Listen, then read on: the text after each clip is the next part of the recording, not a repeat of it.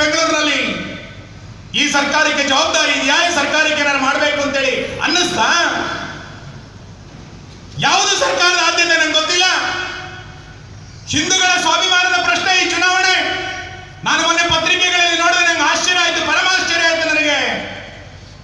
ಈ ಕ್ಷೇತ್ರದಿಂದ 6 ಬಾರಿ ಆಯ್ಕೆಯಾಗಿ ಹೋದಂತ ಶಾಸಕರು ಹೇಳ್ತಾರೆ ನಾನು ಅಲ್ಲಾಹ್ವಿನ ಕೃಪೆಯಿಂದ ಗೆದ್ದೆ ಅಂತ.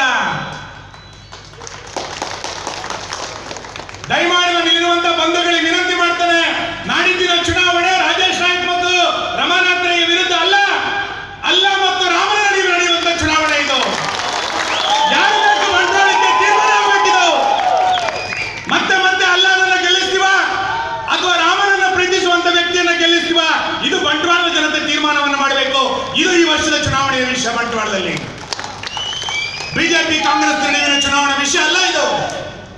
6 ಬಾರಿ ಗೆದ್ದಂತ ವ್ಯಕ್ತಿ ಹಿಂದೂಗಳ ಮತ ಬೇಡ ಅಂತ ಹೇಳ್ತಾನೆ ಅಂತಾದ್ರೆ ನಮಗೆ ಮರ್ಯಾದೆಯ ಪ್ರಶ್ನೆ ಇದು.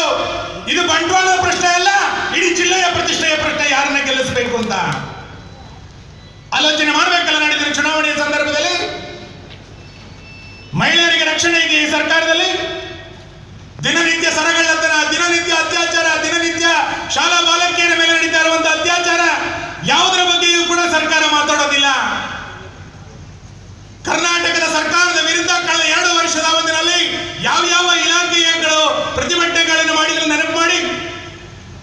ಇಷ್ಟು ಪ್ರತಿಭಟನೆಗಳನ್ನು ಮಾಡಿದಂತ ಉದಾಹರಣೆಗಳನ್ನು ನಾನಂತೂ ನೋಡಲಿಲ್ಲ ಯಾವತ್ತೂ ಕೂಡ. 3,000 ಜನ ರೈತರ ಆತ್ಮಹತ್ಯೆ ಆಯಿತು. ಸರ್ಕಾರ ಮಾತಾಡ್ತಾ?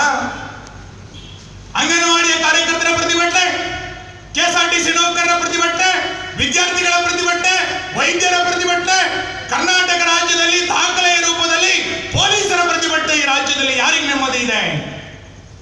ಇದು ಈ ವರ್ಷದ ಚುನಾವಣೆ ವಿಷಯ ಆಗಬೇಕು. ಚುನಾವಣೆ ಬಂದಾಗ ಸಿದ್ದರಾಮಯ್ಯ ಹೇಳ್ತಾರೆ ನನ್ನ ಹೆಸರಿನಲ್ಲಿ ರಾಮ ಇದ್ದಾನೆ, ನಾನು ಹಿಂದೂ ಅಂತ. ನಿಮ್ಮ ಹೆಸರಿನಲ್ಲಿ ರಾಮ ಇರಬಹುದು, ಆದ್ರೆ ನಿಮ್ಮ ಮನಸ್ಸಿನಲ್ಲಿ ರಾವಣ ಇದ್ದಾನೆ.